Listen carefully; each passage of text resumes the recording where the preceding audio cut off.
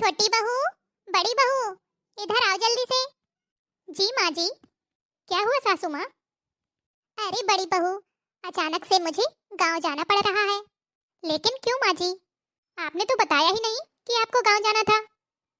अरे बड़ी बहू, वो तुम्हारे गांव में चाचा चाची जी है ना, तो तुम्हारे चाचा जी की तबीयत अचानक से खराब हो गई और उनके बच्चे भी उनके पास नहीं है। किसी न किसी को तो उनके पास जाना ही पड़ेगा।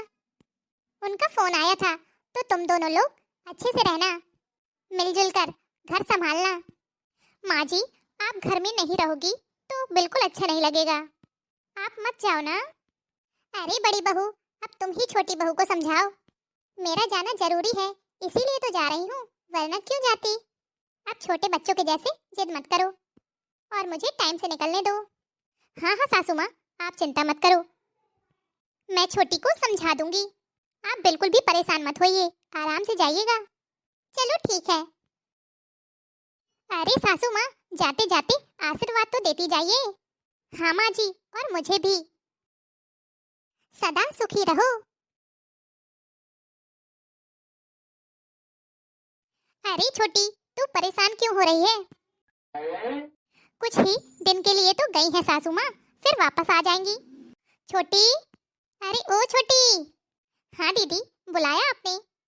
हाँ छोटी, मैं चाय बनाने जा रही थी, तो किचन में मैंने देखा कि सारे बर्तन गंदे पड़े हैं। अब बताओ मैं चाय कैसे बनाऊं? तुमने बर्तन नहीं धुले थे क्या? वो नहीं दीदी, मैंने बर्तन नहीं धुले थे। वो मोबाइल में मैं स्टोरी देख रही थी। बांदा स्टार कॉमेडी चैनल है ना, उसमें सास बहू की बढ़िया बढ़िया कहानियां दिखाई जाती हैं। बस इसी चक्कर में मैं बर्तन धुलना भूल गई। अरे छोटी, तुम्हें देखना ही था तो बर्तन धुलकर देखती रहती। अब बताओ, मैं चाय बनाऊं कि बर्तन धुलूं? दीदी, बर्तन धुलने को तो मैं धुल देती, लेकिन ये ऑफिस जाने के पहले कह गए थे कि मेरे सारे कपड़े धुलकर रख देना और आयरन कर देना। बस आयरन करना रह गया है, तो वही करने जा रही थी। अगर आयरन नहीं किया ना, तो ये मेरे ऊपर बहुत चिल्लाएंगे। अब आप ही बताओ दीदी, मैं बर्तन धुलूं या फिर आयरन कर दूं? नहीं नहीं छोटी, तुम रहने दो, मैं पहले बर्तन धुल लेती हूँ, फिर चाय बना लूंगी। तुम्हें भी चाय पीनी है क्या? तो मैं फिर 2 कप बना लूंगी। हाँ दीदी, अगर आपका मन करे तो बना दीजिए। ये छोटी लगता है अभी तक नहीं उठी। सासू माँ गांव क्या चली गई हैं? ये बहुत आलसी होती जा रही है। दीदी, आप सुबह सुबह कहाँ जा रही हो? आज सुबह मेरी बहुत जल्दी नींद खुल गई और मेरा टाइम पास नहीं हो रहा था, इसीलिए दोबारा कब नींद लग गई पता ही नहीं चला। कोई बात नहीं छोटी। दीदी, आप जाने से पहले अपने तरीके की बढ़िया वाली चाय बनाकर पिला दीजिए ना, ताकि मेरा मूड फ्रेश हो जाए। दरअसल छोटी, मैं तो बाहर जा रही थी, लेकिन तुम इतने प्यार से कह रही हो तो मैं मना भी कैसे कर सकती हूँ। अभी बना रही हूँ, तुम बैठो। थैंक यू दीदी, आप कितनी अच्छी हो, सच में बिल्कुल मेरी बड़ी बहन के जैसी हो। मेरा कितना ख्याल रखती हो। अरे छोटी, इसमें थैंक यू वाली क्या बात है? मैं तुम्हारे लिए कुछ बना दूंगी तो तुम मेरे लिए खाने में कुछ बना देना। तुम्हें मेरे हाथ की बनाई हुई चाय इतनी पसंद है तो मैं मना कैसे कर सकती हूँ तुम्हें? छोटी, अब हम दोनों देवरानी जेठानी हैं, मिलजुल कर नहीं चलेंगे तो कैसे चलेगा? थैंक यू दीदी, थैंक यू। ये छोटी भी ना। छोटी, अरे ओ छोटी, ये छोटी कहाँ चली गई? कुछ बताकर भी नहीं गई और कहीं दिख भी नहीं रही है। लगता है छोटी कहीं बाहर गई है, उसे तो बताकर जाना चाहिए था ना मुझे। मैं भी ढूंढ ढूंढ कर परेशान हो गई हूँ उसको, कम से कम एक फोन तो कर देती। दीदी, दीदी। अरे छोटी, तुम कहाँ चली गई थी और बताकर भी नहीं गई? मैं पता है कितना परेशान हो गई थी। अरे दीदी, आप एक साथ इतने सारे सवाल कैसे कर लेती हो, वो भी एक सांस में?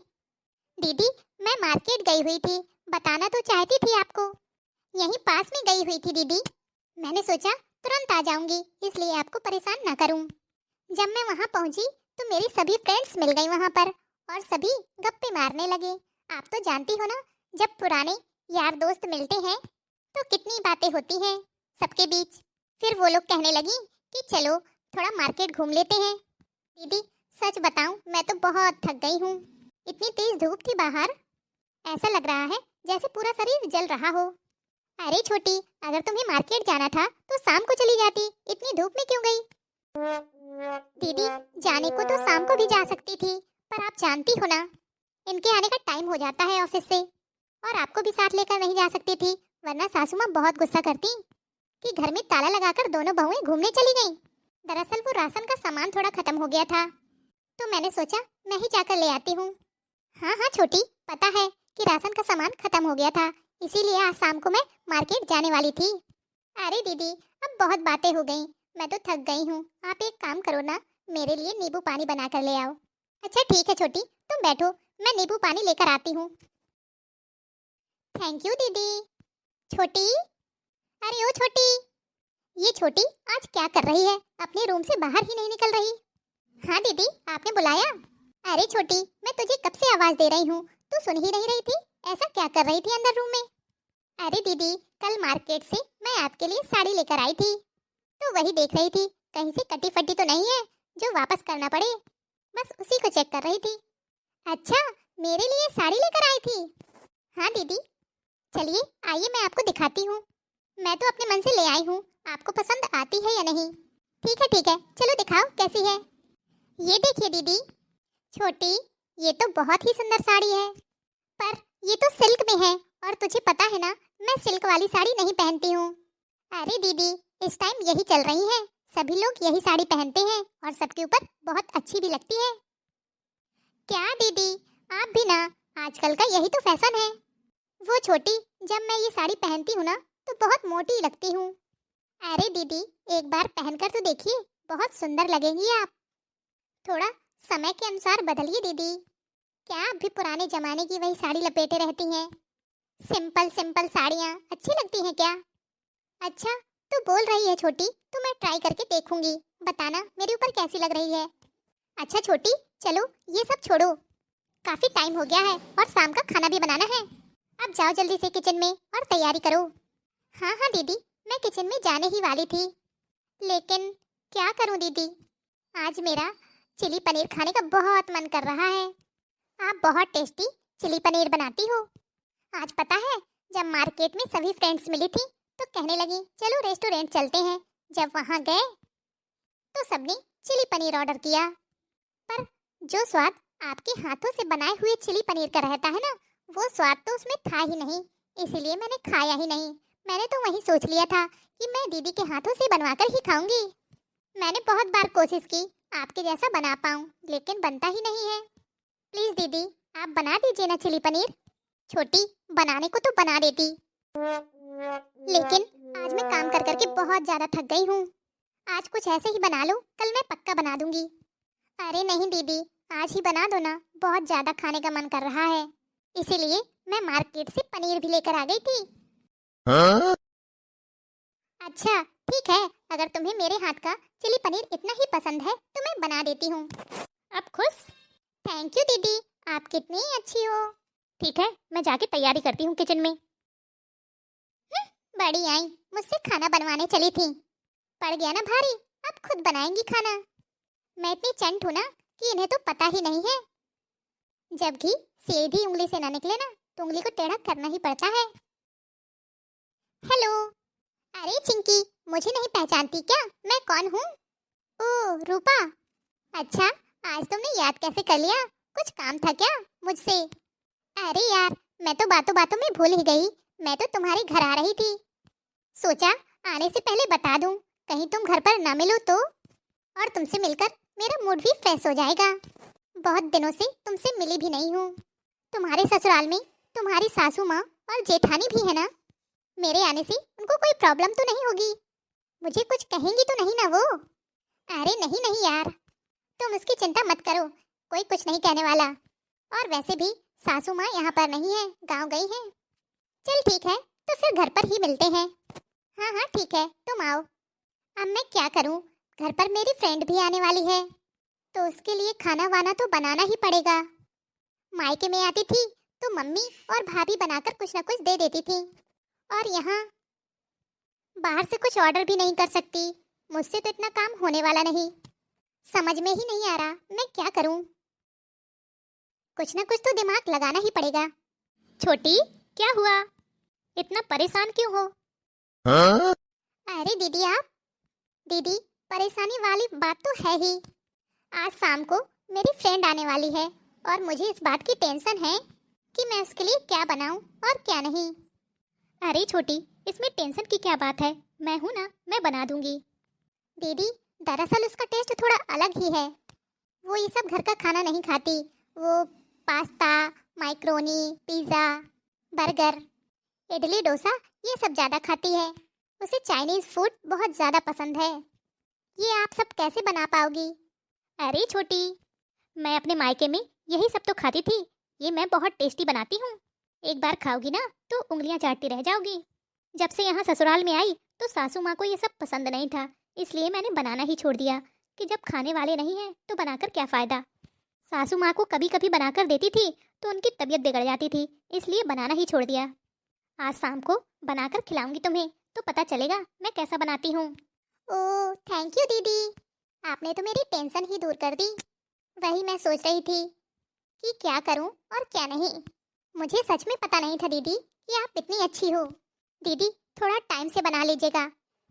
हाँ हाँ छोटी, तू चिंता मत कर, मैं जाके अभी तैयारियां करती हूँ। तुम्हारी फ्रेंड है तो मेरी फ्रेंड है, बात एक ही है। वाह यार, ये सब कितना टेस्टी है। रेस्टोरेंट से मंगाया है क्या? नहीं नहीं, ये सब तो मेरी जेठानी ने बनाया है। क्या तुम्हारी जेठानी ने? वो गुस्सा नहीं हुई क्या इतना सब बनाने में? अरे नहीं यार, वो गुस्सा क्यों करेंगी? यार तुम्हारी फैमिली तो सच में बहुत ही अच्छी है। एक मेरे ससुराल वाले हैं, अगर मेरी फैमिली से कोई आ जाता है ना, पापा या भैया, तो सबका मुंह बन जाता है। क्या ऐसे हैं तुम्हारे ससुराल वाले? हाँ यार, तुम्हारी जेठानी के जैसा हर कोई अच्छा तो नहीं हो सकता ना। सब लोग छोटी छोटी बातों पर भड़क जाते हैं। तब तो यार तुम्हें परिवार को संभालना तो आता ही नहीं है। इसी के कारण तो तुम्हें इतनी डांट मिलती है। मेरे जैसे बनो।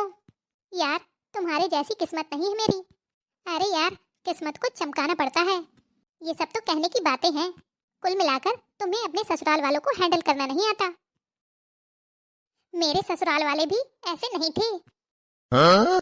मैंने तो बहुत ड्रामा किया है, उसके बाद ये लोग सुधरे हैं।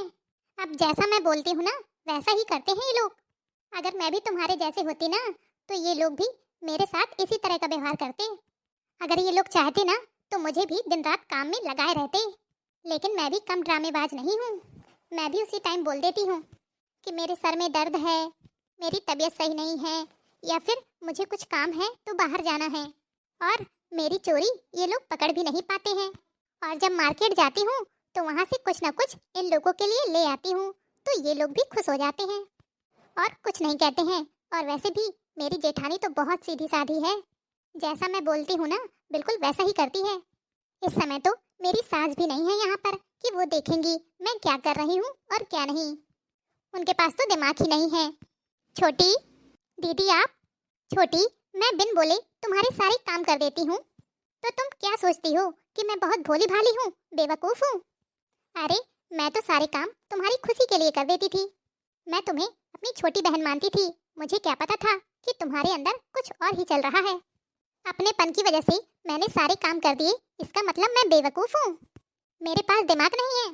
दीदी आपको जरूर कोई गलतफहमी हो गई है, मेरे कहने का वो मतलब नहीं था। मैं कुछ और कहना चाहती थी, आप कुछ और समझ रही हैं। बस बस छोटी, जो समझना था मैंने बहुत अच्छे से समझ लिया है, तुझे समझाने की जरूरत नहीं है अब। छोटी बहू, तू हमें बेवकूफ़ समझ रही है? एक तू ही दिमाग वाली है। तुम्हें तो ऐसा ससुराल मिलना चाहिए जहाँ सास और जेठानी दोनों लोग मिलकर कि छोटी बहू ये करो वो करो। हम लोगों को सीधा समझकर तुमने अपना असली रूप दिखा दिया ना।